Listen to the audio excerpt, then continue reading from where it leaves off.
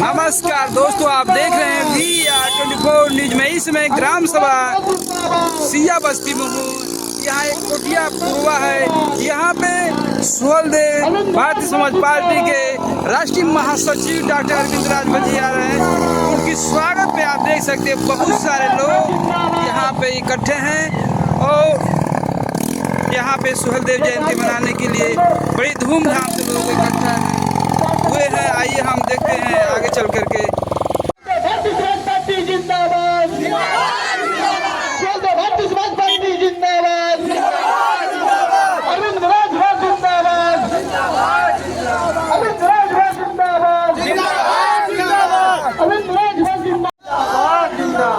हमारे बीच में माननीय बड़े भैया डॉक्टर अरविंद राजभर जी का आगमन होना है।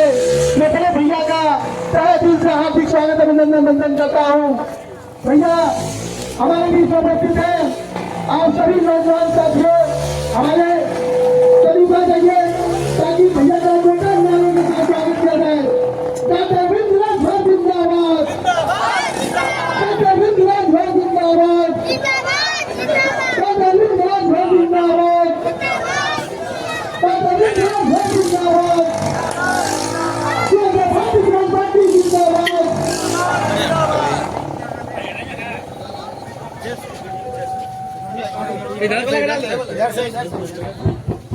अरविंद राजभर जिंदाबाद, जिंदाबाद जिंदाबाद अरविंद राजभर जिंदाबाद, जिंदाबाद जिंदाबाद अरविंद राजभर जिंदाबाद, समाज पार्टी जिंदाबाद, जिंदाबाद जिंदाबाद अरविंद राजभर जिंदाबाद, जिंदाबाद जिंदाबाद प्रिय नेता जिंदाबाद, जिंदाबाद जिंदाबाद अरविंद राजभर जिंदाबाद। जिंदाबाद जिंदाबाद। देखिए बड़े भैया जिसका बेसब्री के साथ हम लोग इंतजार कर रहे थे, परम आदरणीय परम श्रद्धेय युवा दिवस की धड़कन बड़े भैया डॉक्टर अरविंद राजभर जी का आगमन हमारे बीच में हो गया है। मैं बड़े भैया ग्राम सिया बस्ती की धरती पर ये जो मेरा गाँव है बड़े भैया, मैं विधानसभा अध्यक्ष मंडल राजभर आपका हार्दिक स्वागत अभिनंदन वंदन करता हूँ कि आपने अपना कीमती समय देकर सुहलदेव जयंती के पावन अवसर पर उपस्थित हुए। मैं पूरी टीम के साथ आपका हार्दिक स्वागत वंदन करता हूँ। अरविंद राजभर जिंदाबाद, जिंदाबाद जिंदाबाद अरविंद राजभर जिंदाबाद, जिंदाबाद जिंदाबाद अरविंद राजभर जिंदाबाद। और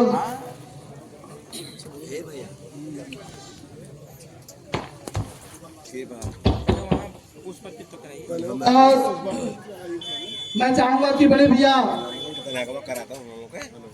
सुहलदेव हमारे चक्रवर्ती महाराज सुहलदेव राजभर जी के चित्र पर पुष्प अर्पित करके सुहलदेव जयंती के पावन अवसर पर बड़े भैया माननीय डॉक्टर अरविंद राजभर जी सुहलदेव भारतीय समाज पार्टी के महासचिव अरविंद राजभर जी, सुहलदेव भारतीय समाज पार्टी जिंदाबाद, सुहलदेव भारतीय समाज पार्टी जिंदाबाद, जय जय सुहलदेव, जय जय सुहलदेव, जय जय सुहलदेव।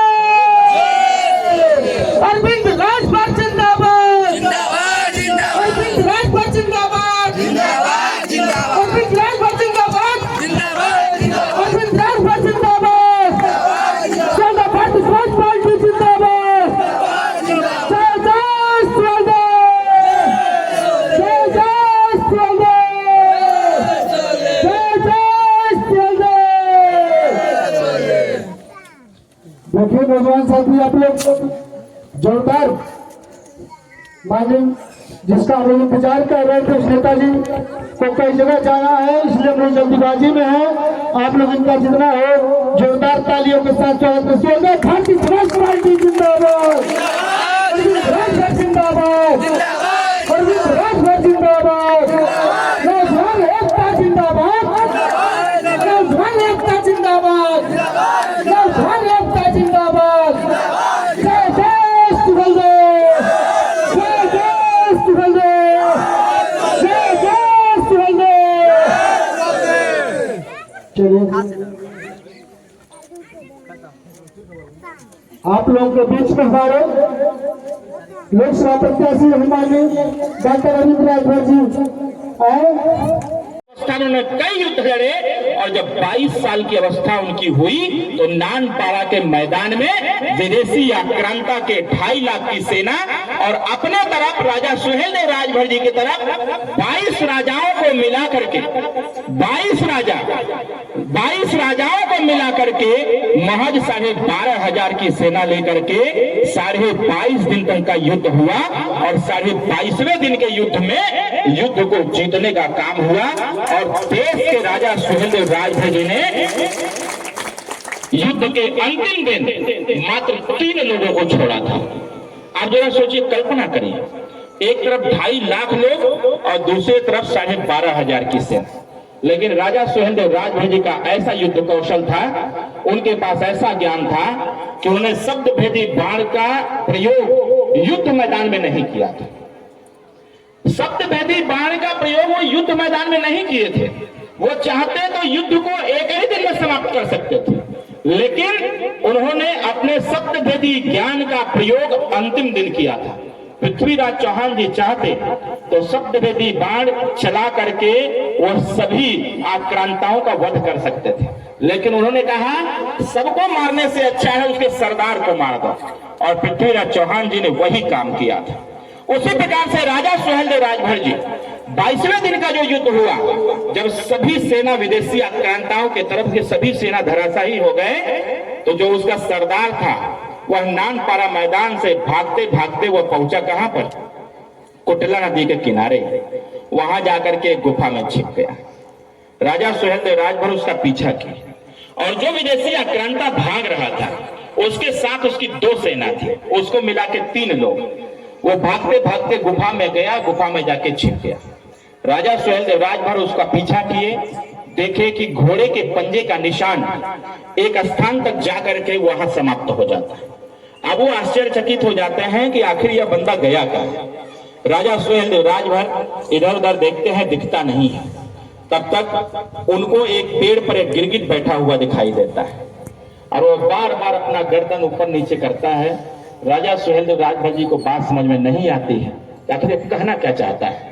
लेकिन उनका जो घोड़ा था वह घोड़ा राजा सुहेलदेव राजभर जी का राजा सुहेलदेव राजभर जी के दिल और दिमाग से चलता था। वह जो सोच लेते थे घोड़ा वही काम करना चालू कर देता था।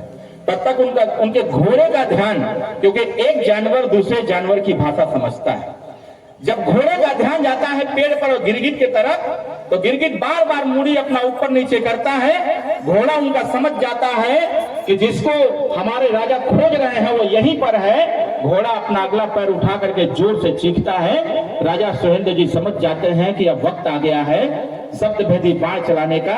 राजा सुहेलदेव राजभर जी ने स्मरण किया और कहा, अगर इधर पर कोई जीवित इंसान हो उसके सांस को मानक मान करके राजा सुहेलदेव राजभर ने तीर चलाया। वह तीर सीधे जाकर के गुफा के अंदर विदेशी आक्रांता को लगा और त्राहिमाम करते हुए बाहर आया। राजा सुहेलदेव राजभर ने उसको दंड दिया और उसके 2 सैनिकों को बताया कि जाकर के बता देना, गजनी को जाके बता देना कि ये भारत देश है और भारत देश का हर एक बच्चा देशभक्त है, और देशभक्ति पर कुठाराघात करोगे तो उसका अंजाम वही होगा जो विदेशी आक्रांताओं का करने का काम राजा सुहेलदेव राजभर ने किया।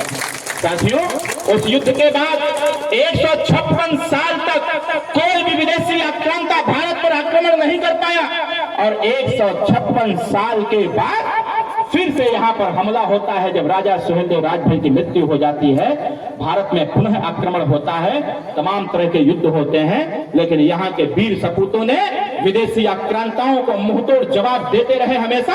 और एक ऐसा समय आया कि जब इस देश में अंग्रेज आए, उनसे भी लोहा लिया गया और लोहा लेकर के 15 अगस्त 1947 को भारत देश आजाद। बात आके यहाँ खत्म होती है। राजा सुहेलदेव राजभर जब इतना बड़ा युद्ध लड़े थे तो फिर उनका इतिहास कहाँ चला गया। अभी जब भगवान राम जी का मंदिर बन रहा था, आप इंटरनेट पर डाल के देखेंगे तो एक माननीय प्रधानमंत्री जी का संबोधन है। जिस राजा को पूरे देश के लोग भूल गए थे उसको हम लोगों ने जगाने का काम किया। जब जय सुहेलदेव बोलते थे तो गांव के लोग कहते थे ये सुहेलदेव कौन है।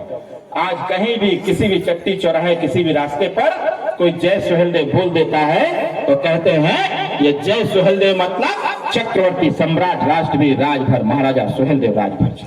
इसलिए हम लोग भी कहते हैं कि अगर हम जय सुहेलदेव बोल सकते हैं तो हमारे चौहान बोले, क्योंकि जब तक हम अपने बाप को बाप नहीं कहेंगे दूसरा हमारी पहचान बनाने वाला नहीं है। इसलिए हम कहते हैं, मैंने अपने चुनाव में भी कहा था, मैंने कहा था कि वोट दो चाहे मत दो, लेकिन अपने इतिहास को जिंदा करके रखो।